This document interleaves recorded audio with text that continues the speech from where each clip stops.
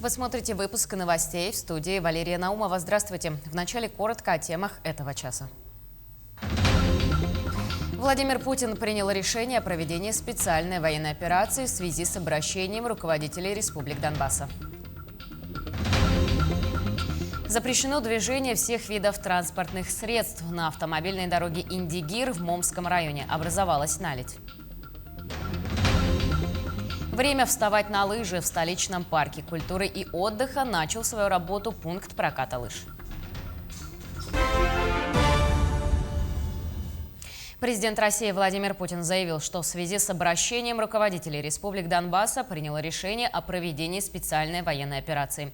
Путин подчеркнул, что военная операция России является самозащитой от тех, кто взял Украину в заложники. Он призвал Украину к взаимодействию, чтобы как можно скорее перевернуть эту трагическую страницу и вместе двигаться вперед. Также Владимир Путин подчеркнул, что Россия не планирует оккупации украинских территорий, но выступает за право народов Украины на самоопределение.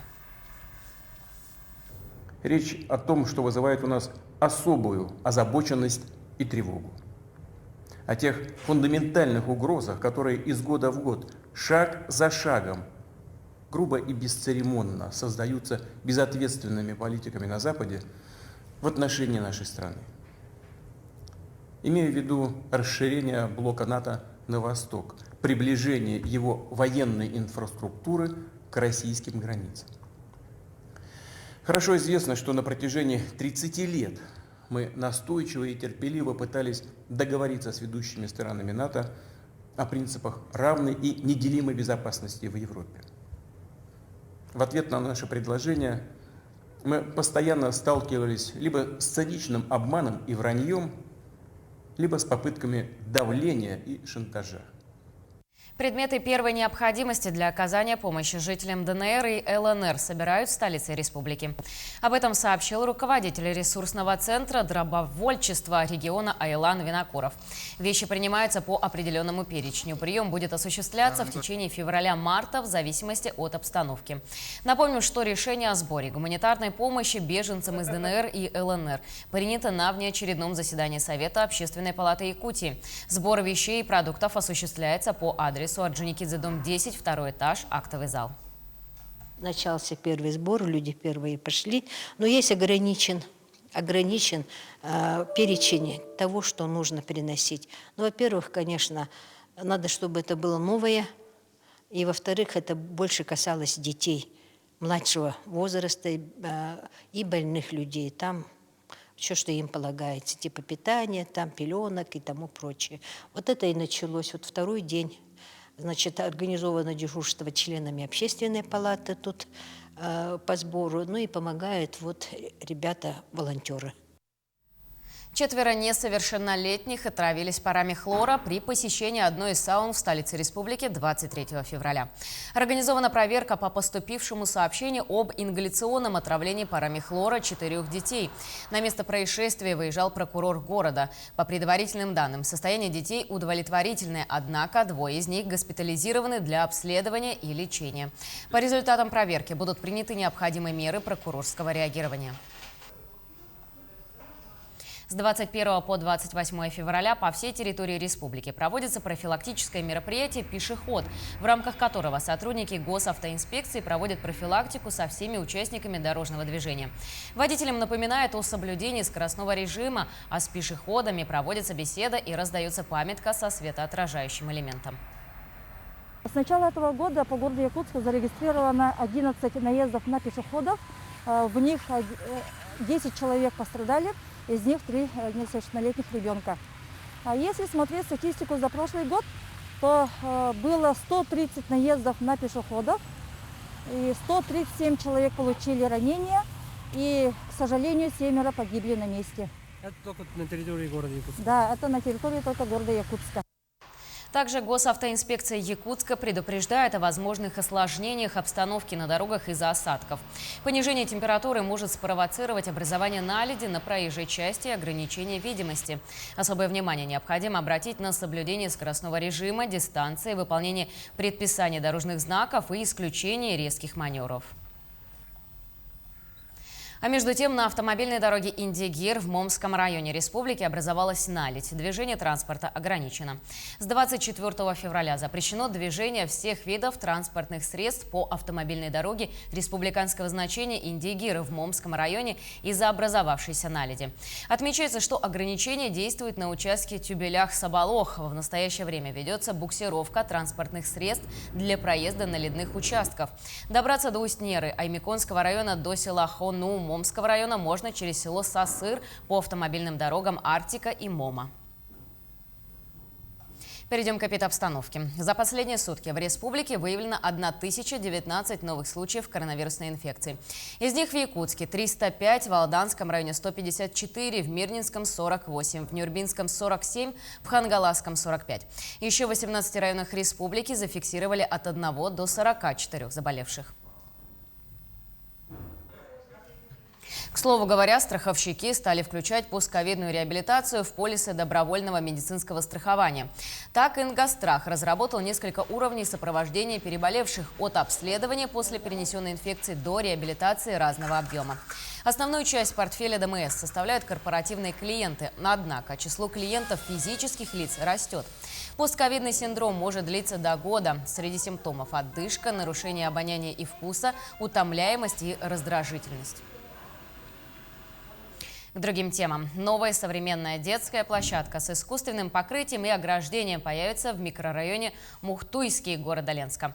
Такое решение принял мэр города после обращения жителей этого микрорайона с просьбой улучшить инфраструктуру для детей.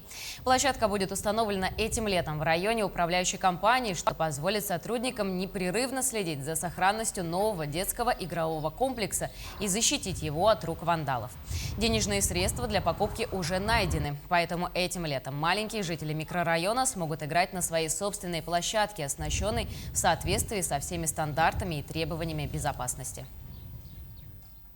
В прошлом году мы отработали с управляющей компанией, они там привели в порядок уличное освещение, да, в микрорайоне, то есть сегодня жалоб по освещению у нас нет. Но, скажем так, есть вопросы по обустройству именно инфраструктуры для детей. Сегодня мы отработали с Тасыряхнефтегаз-Долбычей. Они нам выделяют порядка 1 700 000 рублей, небольшие, на наши денежные средства, да, и мы планируем, что мы в течение этого года до конца лета закупим эту площадку, отторгуемся, привезем, установим. Волонтерами международных спортивных игр «Дети Азии» могут стать молодые люди от 16 лет. Мероприятие пройдет во Владивостоке с 27 июля по 8 августа этого года. Добровольцев задействуют на основных функциональных блоках игр, в том числе в сопровождении команд и делегаций, в аккредитации спортсменов, встречах и проводах, работе со СМИ и на информационных стойках. Для волонтеров будет предусмотрено проживание в студенческих общежитиях, специализированное обучение, современная и стильная форма, питание, трансфер до удаленных объектов работы, а также награждение благодарственными письмами по итогам работы. В столичном парке культуры и отдыха начал работу пункт проката лыж. Арендовать необходимый инвентарь могут не только взрослые, но и дети. Так, в пункте имеются ботинки, начиная с 33-го размера. На территории парка проложено несколько трасс длиной от 1 до 2 километров. Пункт проката работает с понедельника по воскресенье с 10 утра до 6 вечера. Стоимость аренды лыж на 1,5 часа для взрослых будет стоить 150 рублей, а для детей старше 12 лет 100 рублей. Для граждан льготных категорий действуют скидки. Также пункт предоставляет возможность школам проводить уроки физической культуры. Со школами у нас все предельно просто. Есть школы, которые заключают предварительные договора, ну и по уже утвержденному графику. Есть такие школы, которые приходят разово, по акции, там какие-то мероприятия, если проводятся, то с ними тоже без проблем работаем по наличию, по факту, так сказать. Скидки действуют, тарифы те же. Для уроков физкультуры у нас 50 рублей. Местность Улахан-Мунку известна многим алюкминчанам. Ежегодно там организуют зимние развлечения для всех желающих. Год от года расширяется спектр услуг. Елена Фаст расскажет подробнее. С 2007 года в местности Улахан-Мунку работает ледовый городок. Этот год не исключение. С самого входа гостей встречают снежные фигуры. С каждым годом команда организаторов становится больше, идеи интереснее. Самое сложное у нас оказалось это перевозка льда сюда, так как у нас озеро очень далеко и были некоторые трудности. Сколько вообще льда понадобилось для того, чтобы создать вот эту красоту? Даже не смогу сказать, не знаю. Где-то, наверное, по прицепам, если по трактору считать, то прицепов где-то 20. Почти все ребята из села Улахан-Мулку уверены, отдых может и должен быть интересным.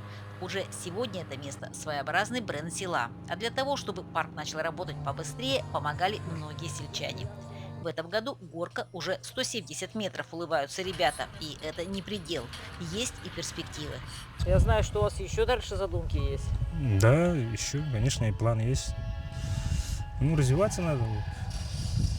Вообще, канатную дорогу хотим. Здесь. Да. Подъем. Чтобы было еще более удобно. Да. А лыжи? Лыжи тоже в планах есть, конечно. Сноуборды, может. Много планов вообще. Вообще хотим круглогодично сделать летом и зимой, весной и осенью. Михаил отслужил в армии. Считает, что определенные навыки это дает. Призвали меня в 2011 году. Я служил в Хабаровске, военная часть 167-88, войска связи. И дембелился в 2012 году.